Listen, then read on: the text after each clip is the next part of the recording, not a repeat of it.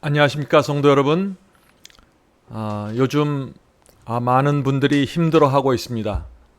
바이러스도 문제지만은 교회 문이 닫히고 어떻게 예배드려야 되고 어떻게 말씀을 찾아야 될지 몰라서 방황하는 분들이 참 많이 있습니다. 또 이 경제가 무너지고 있다는 그 느낌을 가지면서 두려워하고 있습니다. 그래서 오늘 제가 나눌 말씀은 이 두려움을 가져오는 말씀이 아니라 저와 여러분에게 희망을 주는 말씀이 되기를 바라는 것입니다. 성도 여러분, 성경은 재림의 징조로 재난과 연병을 말하고 있습니다. 또 사도 요한도 요한계시록 7장에서 사방 바람이 놓이면서 엄청난 재난이 지구에 몰려올 것을 말하고 있습니다.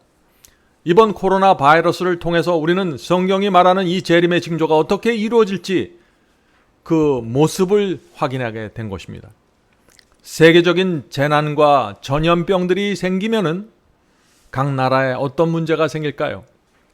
우리가 이번에 보는 것처럼 경제가 크게 흔들릴 수밖에 없는 것입니다.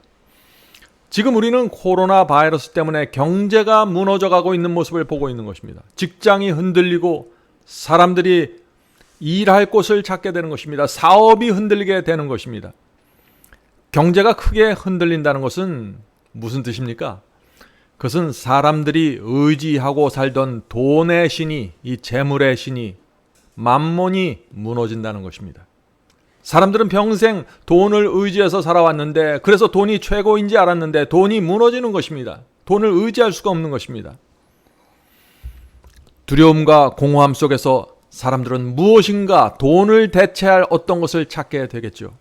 무엇을 찾을까요? 사탄은 온갖 귀신의 영들과 강신수를 사람들 앞에 보내게 될 것입니다. 죽은 자의 영혼들이 나타나서 사람들을 미혹하게 될 것입니다. 거짓 복음과 거짓 성령이 교회를 휩쓸게 될 것입니다. 성도 여러분, 이것이 말씀의 기근이 오는 모습입니다.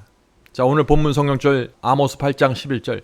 주 여호와께서 가라사대 보라 날이 이를지라 내가 기근을 땅에 보내리니 양식이 없어 주림이 아니며 물이 없어 가람이 아니요 여호와의 말씀을 듣지 못한 기갈이라.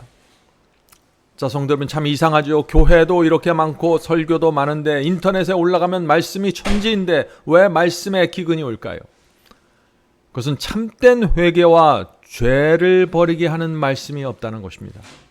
하나님께 온전히 굴복하게 하는 말씀이 없다는 것입니다. 그것이 말라가고 있다는 것입니다. 평안하고 먹고 살만한 때는 말씀에 기근이 생겨도 사람들이 큰 문제를 느끼지 않습니다. 그러나 예수께서 곧 재림하신다는 징조들이 나타나기 시작하면, 재난들이 오기 시작하면 사람들은 두려움과 공포에서 건져줄 말씀을 찾아다니게 되는 것입니다.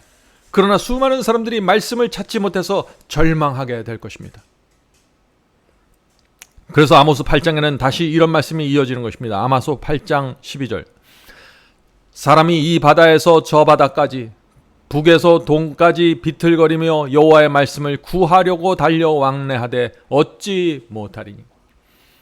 성도 여러분, 이것이 재난 속에서 재림의 징조들이 나타나면서 지구의 경제가 크게 흔들릴 때 말씀을 찾지 못해서 방황하는 사람의 모습이 아닐까요?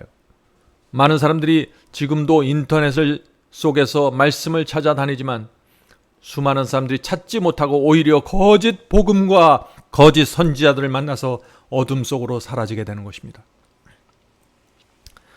성도 여러분, 지금은 내가 붙잡고 살아야 할 말씀과 진리를 찾아야 할 때입니다.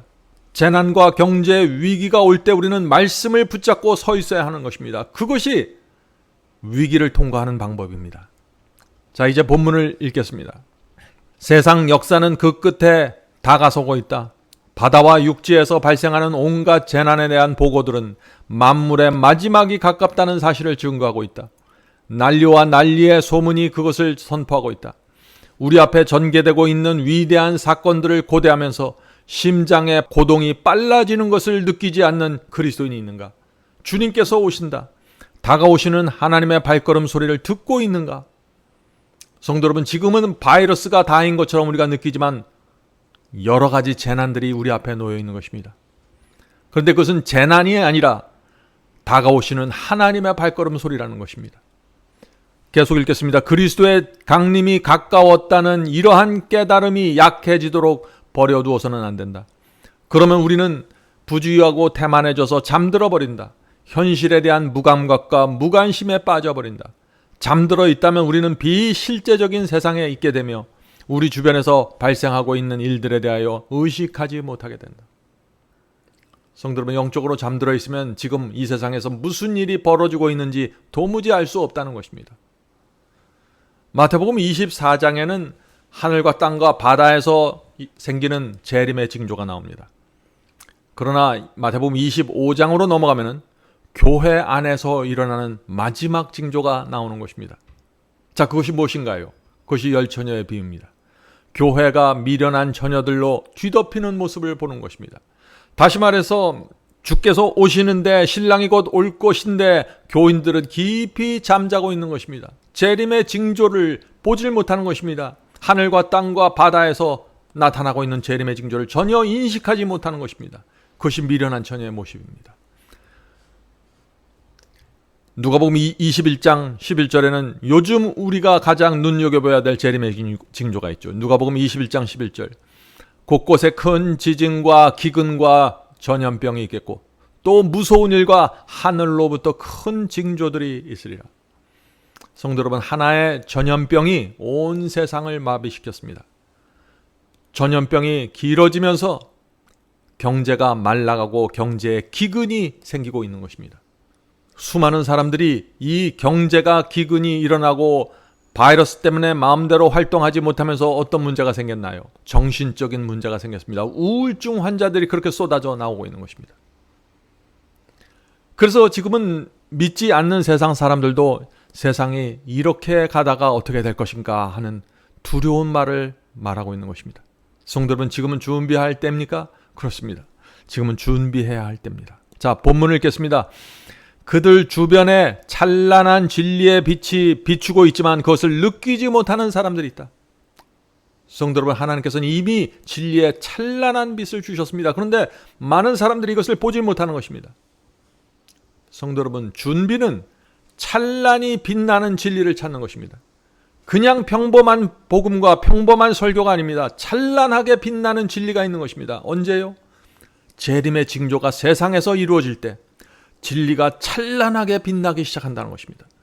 평안하고 먹고 살기 좋을 때는 진리를 사람들이 관심이 없었지만 재난 때문에 온 지구가 두려움과 우울증으로 들어갈 때 이 진리는 분명하게 빛을 내게 된다는 것입니다. 오늘 우리는 그 진리가 무엇인지 좀 찾아봐야 되는 것입니다. 계속 읽겠습니다. 그들은 원수가 홀리는 힘에 마법이 걸려 매혹되어 있다. 그들은 우리 세상에 곧 닥쳐올 저 큰 날을 위해 준비하고 있지 않으며 종교적인 진리에 전혀 무감각한 것처럼 보인다. 깨어있는 성도들이 얼마나 있는가. 밤이 오나니 아침도 오리라는 것을 아는 사람들은 잠자고 있는 동료들을 깨우기 위하여 지칠 줄 모르는 정력으로 일해야 한다. 성도 여러분, 우리는 지금 지칠 줄 모르는 정력으로 일해야 될 때인 것입니다. 그대는 그들이 위험에 처해 있다는 것을 느끼고 그들을 위해 기도하고 자신의 생애와 품성을 통해서 그리스도께서 곧 오신다는 것을 그들에게 보여줄 수 있는가? 우리와 영원 사이의 시간이 급속하게 줄어들고 있다는 의식은 우리에게 더욱 깊은 인상을 심어주어야 한다. 성도 여러분, 예수께서 곧 오십니다. 우리가 많은 시간을 갖고 있는 것이 아닙니다. 지금은 그래서 새로운 신앙의 차원으로 들어가야 될 것입니다. 아니라고 나약한 신앙 이제 내려놓아야 합니다. 다가오는 재난과 이 경제적인 위기는 그런 신앙으로 통과할 수 있는 그것이 아닙니다. 진리와 성령의 확증이 필요한 것입니다. 이 진리와 성령의 확증이 내 마음속에서 이루어지지 않으면 고난을 통과할 수 없는 것입니다. 자, 바울의 말씀을 보죠. 데살로니가 후서 2장 13절입니다. 데살로니가 후서 2장 13절. 하나님께서 처음부터 너희를 택하사 성령의 거룩히 구별하심과 진리를 믿는 것을 통해 구원에 이르게 하셨기 때문이다. 성도 여러분, 몇 가지 교리와 몇 가지 성경 말씀으로 구원받는 게 아닙니다. 성령께서 우리 속에서 역사해서 우리를 거룩하게 하는 경험이 있어야 되는 것입니다. 성령의 거룩히 구별하심이 있어야 되는 것입니다. 그리고 둘째로 진리를 믿어야 하는 것입니다. 진리가 내가 믿고 있고 내가 붙잡고 있는 말씀이 진리인가 확인해야 되는 것입니다. 그것을 통해 구원에 이른다고 지금 데살로니가 후서에서 말하고 있는 것입니다. 자, 요한복음 4장 23절 보겠습니다. 똑같은 말씀이 나옵니다. 아버지께 참되게 예배하는 자들은, 자, 하나님께 참된 예배를 드리는 자들 누구인가? 참되게 예배하는 자들은 성령과 진리로 예배할 때가 오나니. 여기서도 성령과 진리가 함께 나오죠. 이 두 가지는 분리될 수 없는 것입니다. 성령과 진리로 예배할 때가 오나니 곧 이때라 아버지께서는 자기에게 이렇게 예배하는 자들을 찾으시니라. 요한복음 4장 24절 보겠습니다. 하나님은 영이시니 예배하는 자가 성령과 진리로 예배할지니라. 성도 여러분, 우리 먼저 진리를 찾으셔야 합니다. 그리고 진리를 통해서 성령께서 내게 역사하셔서 내 마음을 변화시키고 하나님께 온전히 굴복하도록 인도하는 것입니다. 이것이 구원의 경험입니다. 지금 세상이 점점 더 어려워지고 있습니다. 모두 말은 잘 하지 않지만은 두려워하고 있는 것입니다. 요한계시록이 말하는 마지막 시대의 예언이 눈앞에서 성취될 수 있을 것 같은 상황이 벌어지고 있는 것입니다. 그래서 인터넷에 올라가면은 수많은 이야기들이 나오는 것입니다. 재난에 대한 얘기, 미래의 어떤 디지털 머니에 대한 이야기, 어떤 기적에 대한 이야기, 베리칩에 대한 얘기, 수많은 얘기들이 나오는 것입니다. 어떤 것이 진실이고 어떤 것이 진리일까요? 확인해야 되는 것입니다. 성도 여러분, 주의 말씀과 진리를 확인해야 하고 그것에 내 온 마음과 몸을 의지하고 매달려야 하는 것입니다. 그렇지 않으면 두려움과 염려에 압도당하게 될 것입니다. 지금 세상에서 지난 몇 달 동안 역사 이래 없던 가장 많은 돈이 풀려나갔습니다. 돈이 인쇄되었습니다. 각 나라마다 돈을 인쇄했어요. 엄청난 돈이 풀려나가서 산소 호흡기로 경제를 겨우 유지시킨 것입니다. 그러나 우리 모두 알죠. 이것이 오래 갈 수 없다는 사실을 말이죠. 그래서 모두 두려워하는 것입니다. 지구 전체에 경제적인 기근이 오고 있음을 느끼는 것입니다. 자, 이때 우리 그리스도인이 무엇을 어떻게 준비해야 할까요? 우리는 과거의 경험을 살펴볼 필요가 있는 것입니다. 2008년 미국에서 리먼 브라더스 회사가 파산하면서 미국 전체가 순식간에 위기에 들어갔습니다. 미국뿐 아니라 수많은 나라들이 이것과 연계돼서 경제적인 불황으로 들어가 버렸죠. 그때도 지금처럼 사람들이 이 저금리에 취해 있었습니다. 은행에서 아주 낮은 이자로 돈을 빌려주는 바람에 사람들은 저마다 은행에 가서 싼 이자로 돈을 빌려서 집들을 샀습니다. 투자를 했습니다. 그리고 집을 사고 투자하는 사람마다 큰 돈을 버는 것처럼 보였습니다. 그것을 보는 사람들이 점점 더 열광적으로 투자하고 집을 사대기 시작했죠. 그러면서 집값은 한도 끝도 없이 올라갔습니다. 그러다가 어느 날 갑자기 리먼 브라더스 회사가 파산한 것입니다. 투자 회사가 파산한 것입니다. 그러면서 갑자기 그 여파가 미국 전체를 덮쳤습니다. 저는 그때 미국 남부 조그만 시골에 살고 있었는데 저 미국의 북쪽에서 리먼 브라더스 회사가 파산한다는 뉴스가 있고 미국 경제가 위험하다는 논평들이 신문마다 다뤄지면서 사람들의 심리가 굉장히 위축되었습니다. 그래서 불과 2, 3주 안에 한 달이 채 되지 않아서 미국의 남부 시골까지 그 경제적인 위축이 충격이 다가온 것입니다.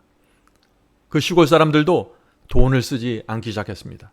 외식도 하지 않았고 부동산과 집을 팔아서 현금을 확보하기 위해서 매물이 쏟아져 나왔습니다. 저는 평생 그런 모습을 보지 못했기 때문에 크게 당황했습니다. 많은 사람들이 두려워했습니다. 사람들은 내가 이 집을 지킬 수 있을까? 내가 내 자녀들의 공부를 계속해서 지원해 줄 수 있을까? 염려하기 시작했습니다. 미국에서 있을 수 없는 두려움과 염려가 생겼던 것입니다. 은행에서는 아무런 예고도 없이 크레딧 카드 상한선을 최소로 줄여버렸습니다. 어느 날 갑자기 말이죠. 그리고 빨리 돈을 갚으라고 독촉하기 시작했습니다. 은행마다 살아남기 위해서 풀려나갔던 그 돈을 거두어 들이기 위해서 애를 썼습니다. 그때 가장 힘들었던 사람들이 누구일까요? 채무가 많이 있고 한 달 생활비가 높은 가정들이 큰 문제에 빠지게 된 것입니다. 그래서 교회마다 그런 사람들을 위로하기 위해서 설교를 쏟아냈습니다. 집을 잃어버리고 비즈니스를 잃어버린 사람들을 위로하기 위해서 수많은 설교들이 쏟아져 나왔어요. 그런데 그런 상황이 돼버리면은요, 설교가 나를 잡아줄 수가 없는 것입니다. 나 혼자 하나님 앞에 나가는 경험, 하나님 앞에 나가서 정말 모든 것을 내려놓고 하나님 앞에 내 인생을 바치는 그런 경험이 없는 사람들은 어떻게 할 줄 모르는 것입니다. 사람들이 기도원을 찾아가고 금식 기도를 하고 집회들이 열렸지만 사람들의 공허함은 채워줄 수가 없는 것입니다. 성도 여러분, 미리 준비하셔야 됩니다. 미리 말씀으로 나를 채워야 합니다. 여러분을 구원할 진리를 붙잡아야 되는 것입니다. 지금부터 예수께서 재림하실 때까지 예언들이 어떻게 일어나는지, 재난이 어떻게 다가오는지 말씀 속에서 확인해야 되는 것입니다. 내가 내 인생을 맡기고 살 말씀을 찾아야 하는 것입니다. 성도 여러분, 예수께서 재림하실 때까지 이 세상이 어떻게 흘러갈까요? 그것을 밝혀줄 분명한 예언의 빛이 있는 것입니다. 그것이 이 세상을 찬란하게 비춰줄 빛입니다. 그런데 사람들은 예언을 공부하지 않고 있습니다.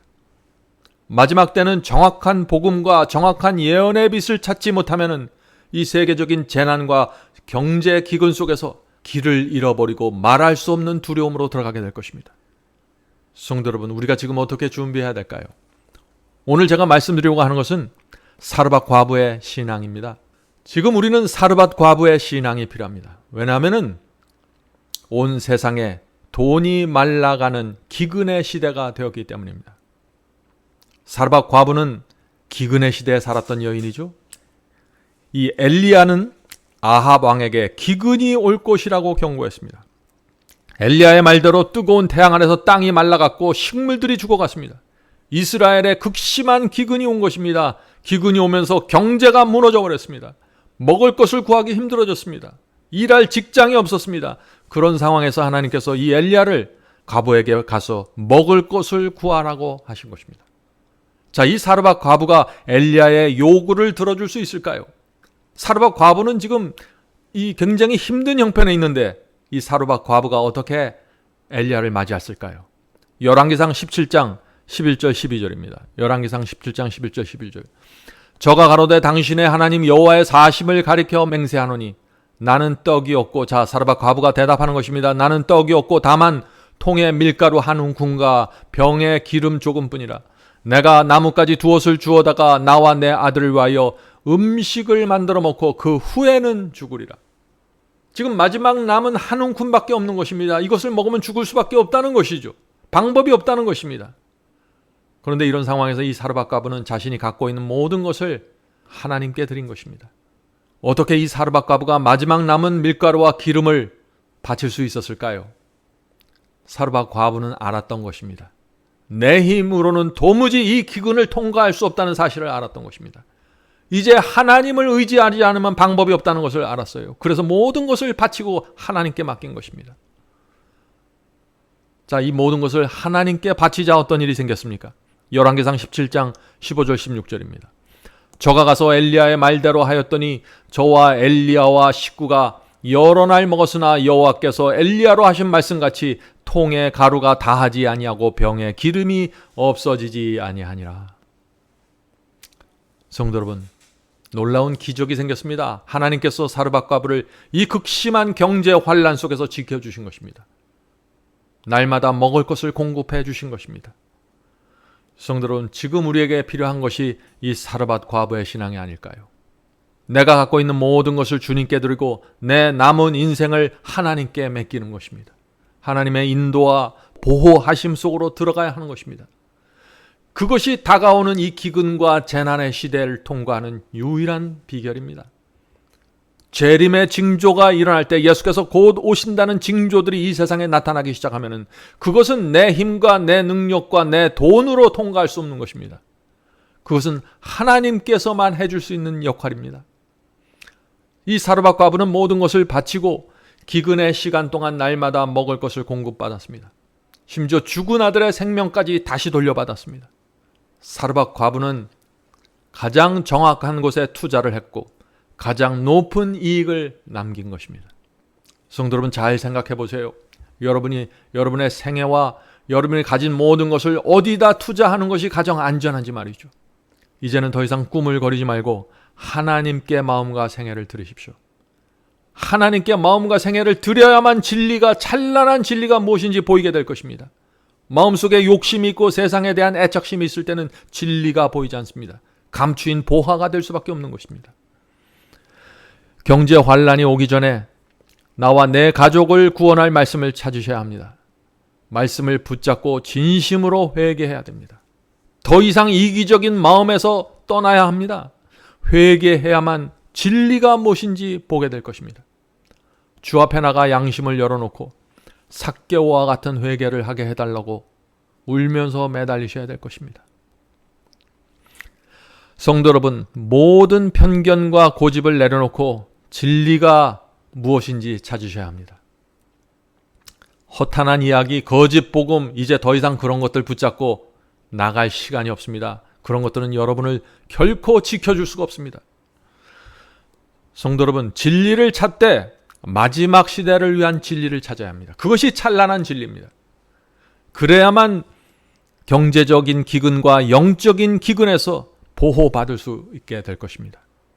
성도 여러분, 생각해 보세요. 노아 시대의 홍수가 오는데 서로 사랑하라는 말씀만 붙잡고 있던 사람들이 어떻게 됐습니까? 다 멸망됐습니다. 지금 홍수가 오고 있는데 교회에서 봉사하고 교회를 잘 섬기십시오. 그러면 구원이 옵니다. 믿기만 하면 구원이 옵니다. 라는 말씀만 붙잡고 있으면 어떻게 됐을까요? 멸망당했습니다. 성도 여러분, 지금은 주의 재림을 준비하기 위한 말씀을 받아야 하는 것입니다. 그것이 이 시대를 밝혀주는 찬란한 빛이 될 것입니다. 성도 여러분, 그래서 저희 마지막 사명 바이블 칼리지에서 지금 이 시대를 위한 복음과 예언을 준비해 놓고 여러분을 기다리고 있습니다. 웹사이트에 오셔서 공부하시기 바랍니다. 결코 후회하지 않으실 것입니다. 여러분의 뱃속까지 시원한 말씀을 찾게 될 것이고 새로운 희망을 보게 될 것입니다. 그리스도의 재림의 징조들이 여러분의 눈에 희망의 징조로 보이게 될 것입니다. 성령께서 우리 모두를 이 환난의 날에 진리로 지켜주시길 간절히 바랍니다. 이제 기도하겠습니다. 하늘에 계신 아버지, 이 세상에 어두움이 생기고 점점 더 재난이 몰려오는 것을 느낍니다. 또 여러 가지 환난이 저희 주변에서 일어나고 경제가 크게 흔들리는 모습을 봅니다. 주여, 이럴 때 저희가 하나님 안에 들어가서 숨을 수 있도록 도와주시옵소서. 진심으로 주 앞에 나가 회개하고 이기적인 마음 내려놓고 안일한 생각 내려놓고 이제는 주 앞에 나가 굴복해야 될 때라는 성령의 음성을 주시옵소서. 하늘에 계신 아버지, 오늘 아침에 저희가 나눈 이 말씀을 통해서 깨어서 일어날 영혼들이 있으면 주께서 그 영혼들을 붙잡아 주시고 말씀으로 인도해 주시옵소서. 오늘 하루도 주 앞에 온전히 드리고 저희의 생애를 맡기길 원하오니 받아주시옵소서. 예수님의 이름으로 간절히 기도드립니다. 아멘.